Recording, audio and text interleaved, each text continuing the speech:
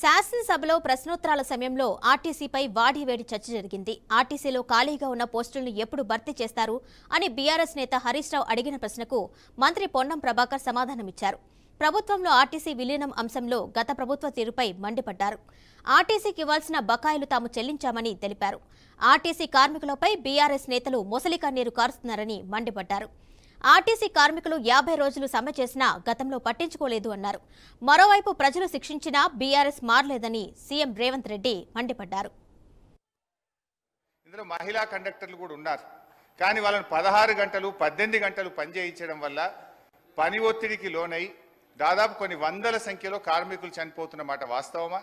మహాలక్ష్మి పథకం వచ్చిన తర్వాత ఓవర్లోడ్ కావడం ద్వారా పని గంటల భారం పెరిగి దానికి సరిపడా మీరు డ్రైవర్లను కండక్టర్లను నియామక చేయకపోవడం వల్ల ఒక్కొక్కరు 16 గంటలు 18 గంటలు పనిచేసి కార్మికులు ఇబ్బంది పడుతున్న విషయం ప్రభుత్వం దృష్టికి వచ్చిందా?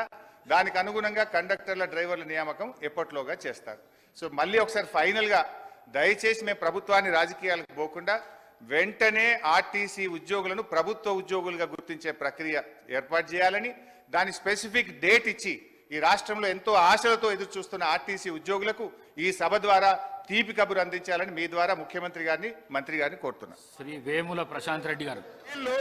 ఎలక్షన్ల ముందట ఎటువంటి సంప్రదింపులు లేకుండా, ఏమి చర్చలు లేకుండా, కనీసం ఆర్టీసీ యాజమాన్యంతో కూడా మాట్లాడకుండా ఆదరబాదర తీసుకొచ్చి మళ్ళీ దానికి రాజకీయ రంగం పులవడానికి కార్మికులను రెచ్చగొట్టి గవర్నర్ అనుమతిస్తలేరు, గవర్నర్ దగ్గర ఇంటికి పోయి ప్రొటెస్ట్ చేయించేటువంటి రాజనీతి చేసిన వీళ్ళు ఇలా మాట్లాడుతున్నారు. అధ్యక్ష, మీరు యూనియన్లు రద్దు చేసి మీరు ఆర్టీసీ గౌరవ అధ్యక్షులు మీరు మీ కుటుంబ సభ్యులు ఉండి వాళ్ళు అన్నమో రామచంద్ర అంటుంటే కూడా చచ్చిపోతే కూడా 50 రోజులు సమ్మె చేస్తే పట్టించుకొని మీరు ఒక్క బస్సు కొలే అధ్యక్ష 10 సంవత్సరాలుగా గౌరవ ముఖ్యమంత్రి గారు మా ప్రభుత్వం వచ్చిన తర్వాత బరాబరిగా ప్రభుత్వం బస్సులు కొన్నది. అంతేకాదు 2013 నుంచి పెండింగ్ లో ఉన్నటువంటి 280 కోట్ల బకాయిలను మేము బాండ్ రూపంలో ఉంటే ఇచ్చిన 80 కోట్లు పేమెంట్ అయింది. ఆన్లైన్ లో యాజమాన్యం ఇతర అవసరాలకు కలుగుతా ఉంది. ఇంకొక మాట అడిగినారు అధ్యక్ష, మేము ఎన్నడూ మా ప్రభుత్వం వచ్చిన తర్వాత కార్మికులకు సంబంధించిన పిఎఫ్ కావచ్చు, కోఆపరేటివ్ సెస్ ₹1 ముట్టలే. 4000 కోట్ల బకాయిలు వాళ్ళ సంస్థ కార్మికుల సొమ్ము వాడుకున్నారు అధ్యక్ష. ఇవాళ ఆర్టీసీ 7000 కోట్ల అప్పులతోటి మాకు అప్పచెప్పితే ఈరోజు ప్రభుత్వం మహాలక్ష్మి పథకం కింద నెలకు 300 కోట్లు ఇచ్చారు అధ్యక్ష. ఇప్పటికే 70 కోట్ల మంది మహిళలు ప్రయాణం చేస్తే 2000 కోట్లను ప్రభుత్వం తరఫున ఆర్టీసీకి ఇచ్చినాం.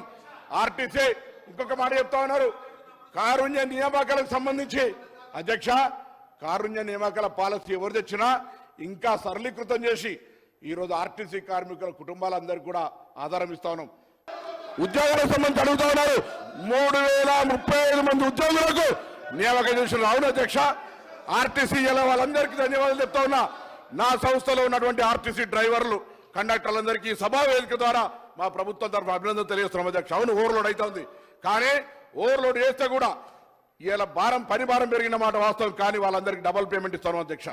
8 గంటల తర్వాత పనిచేసే వాళ్లకు వాళ్ళ శ్రమ దోపిడీ చేయొద్దని మీ దగ్గర బస్సులు